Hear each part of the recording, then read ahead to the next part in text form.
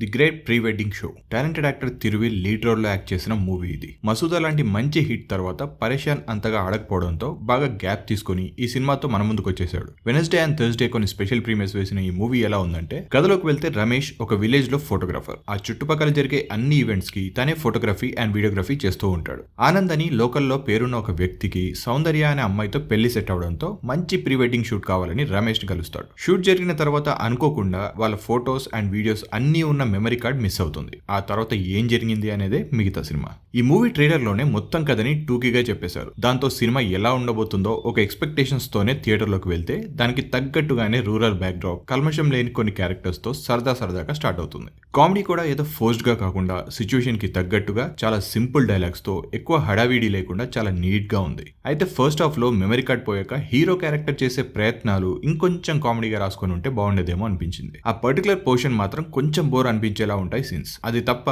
మిగతా సీన్స్ అన్ని కూడా అలా సరదాగా వెళ్ళిపోతాయి. ఈ మధ్య వస్తున్న చాలా మూవీస్ లో లాగా ఫోర్స్డ్ గా కామెడీ ఇరికించేసి అవసరం లేని పంచులు పెట్టేసి సీన్స్ చెడగొట్టకుండా యాక్టర్స్ న్యాచురల్ గా సిచ్యువేషన్ కి తగ్గట్టుగా రియాక్ట్ అవుతూ నీట్ కామెడీని ప్రెజెంట్ చేశారు. సెకండ్ హాఫ్ కొంచెం స్లోగా స్టార్ట్ అయినా ఆ తర్వాత మళ్ళీ ప్రతి కొన్ని మినిట్స్ కి ఒక మంచి కామెడీ సీన్ తో టైం పాస్ అయిపోతుంది. కాకపోతే సినిమా కథకి తీసుకున్న పాయింట్ చాలా సింపుల్ గా ఉండడంతో పెద్దగా కాన్ఫ్లిక్ట్ లేకుండా చాలా సింపుల్ గానే ఎండ్ కూడా అయిపోతుంది మూవీ. అండ్ డైలాగ్స్ కూడా చాలా భారీగా కాకుండా సింపుల్ గా డైలీ మనం మన ఫ్రెండ్స్ తో లేదా మన ఫ్యామిలీతో మాట్లాడుతున్నట్టుగానే ఉంటాయి. బట్ ఆ స్లాంగ్ మాత్రం అందరూ యాక్టర్స్ కి అంతగా సెట్ అయినట్టు అనిపించదు. ఒక పెళ్లి చెడిపోవడానికి అండ్ అది మళ్ళీ సెట్ అయిపోవడానికి ఉండే సిచ్యువేషన్స్ మాత్రం బాగా వర్కౌట్ అయ్యాయి. అండ్ ఆ సీన్స్ లో బాగా నవ్వుకోవచ్చు కూడా. జస్ట్ లిమిటెడ్ క్యారెక్టర్స్ తోనే 2 hours కంటే తక్కువ రన్ టైం ఉండడం కూడా ఈ సినిమాకి ఒక విధంగా ప్లస్ అయ్యే ఛాన్స్ ఉంది. ఇక పర్ఫార్మెన్సెస్ విషయానికి వస్తే తిరువీర్ ఎప్పట్లాగే బాగా పర్ఫార్మ్ చేశాడు. అయితే కథ చాలా సింపుల్ గా ఉండడంతో తన క్యారెక్టర్ కి భారీగా ఎమోషన్స్ చూపించే స్కోప్ లేకుండా పోయింది. బట్ ఉన్న సీన్స్ అన్నిట్లో చాలా ఈస్తో ఎలాంటి ఇబ్బంది లేకుండా బాగా పర్ఫార్మ్ చేశాడు. హీరోయిన్ గా చేసిన టీనా స్ట్రావియా పర్ఫార్మెన్స్ కూడా బాగుంది. ఫస్ట్ ఫిల్మ్ అయినప్పటికీ ఉన్న కొన్ని సీన్స్ లో చాలా బాగా పర్ఫార్మ్ చేసింది. తనని స్క్రీన్ మీద సిచ్యువేషన్ కి తగ్గట్టుగా అండ్ డైలాగ్స్ కి తగ్గట్టుగా ఎక్స్ప్రెషన్స్ ఇస్తుంటే తెలుగు వాళ్ళని హీరోయిన్స్ గా వేరే సినిమాలు కూడా పెడితే చాలా బాగుంటుంది కదా అనే ఫీల్ అయితే వచ్చింది. #90s ఫేమ్ మాస్టర్ రోహన్ అక్కడక్కడ నవ్వించాడు. ఈ సినిమాకి మేజర్ ప్లస్ పాయింట్ ఆనంద్ గా చేసిన నరేంద్ర రవి. తన comedy timing and emotional scenes లో పర్ఫార్మెన్స్ కూడా బాగుంది. తనకి జోడీగా సౌందర్యగా చేసిన యామిని కూడా ఉన్న కొద్ది సీన్స్ లో చాలా మంచి పర్ఫార్మెన్స్ ఇచ్చింది.